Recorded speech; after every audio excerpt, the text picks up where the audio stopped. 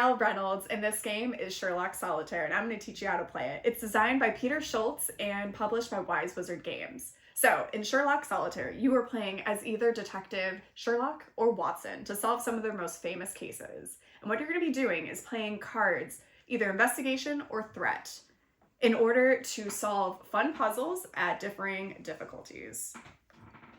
I'm going to show you how to set up the game. To begin, decide which detective you want to play as. We do recommend that you choose Holmes for your first case. Next, you will take a reference card. The reference card is going to show you how the different detective abilities work. So keep that close.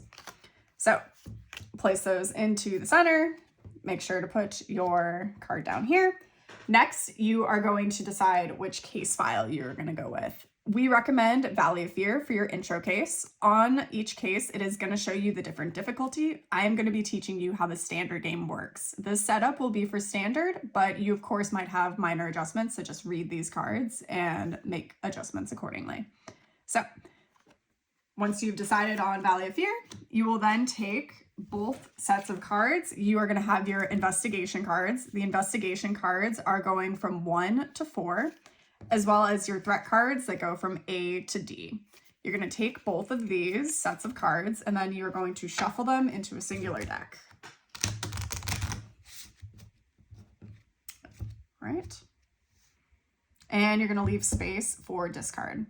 You also will have space over in this area that will be used for the office, and then on this side you will have the crime scene. And I'll explain how that works in the future. The last thing that you will need is your wound card. Make sure it's on the minor wound side and turn it sideways to show that you currently have all of your health. Besides that, you are all set up and ready to play the game. In Sherlock Solitaire, each round you will draw 4 cards from the deck. Once you've done that, you will look at them and you will be playing 2 cards into both the office, which is the space on the right, and then the crime scene, which is on the left. So once I've looked at these cards, I will, to start a set in the office, I will always have to begin with an investigation card. So doing that means placing down a card here. And then if I want to complete and continue going with the set, I have to go back and forth between an investigation card and a threat card. The threat cards are going to always need to be different letters, where the investigation card will have to continue to be the same number. So if I were to play these over here, what's happening in the crime scene is you are going to be building pairs of 2 cards. Anytime a pair is created, it will trigger the detective ability or giving a wound for the threat. So if I were to take my next hand, I would look at the cards. And for instance, I would play something like this. That is totally fine. I currently have no repeats. Now, if I had instead taken these and put both of the ones onto this side, what would happen is it would trigger the detective ability. So anytime you have pairs of investigation cards, you will refer to your detective. In Sherlock's case, 2 pairs of 1s triggers the ability of moving an investigation card over from the crime scene to the office. So you'll refer to this as well as your reference card. Now, in the game, you wouldn't want to do that because you would not be able to legally play these cards because you must always start with an investigation card down here. If ever you are not able to play something, you would take a wound. So for instance, I would be taking 2 wounds because I wouldn't be able to play either of those. How the wounds work. You will start with your wound on the minor side sideways. The first wound, you would be rotating the card. The second wound, you will flip over the minor to the severe wound. And the third wound would remove the card from the game.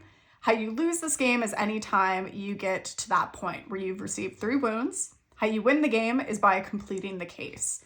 In the final problem, which is our intro case, your goal is to complete 3 of the complete sets of 4 or more investigation cards on this side over in the office in order to win. So let's say that I had done the smart move, put these over here, done that, and continued to draw more cards. Now, if, for instance, I were to have drawn a hand that had all threat cards, you are able to discard this and draw 4 new cards. You are also able to do that if you ever are to draw for the same or 4 investigation cards. All right, this has been Danielle helping you learn how to play Sherlock Solitaire. If you have any questions on the rules, feel free to contact us using our Discord or our Facebook group, Wise Wizard Games. We will also be putting any updates to the rules or any of those questions you've asked on our website. So check it out and check out this game.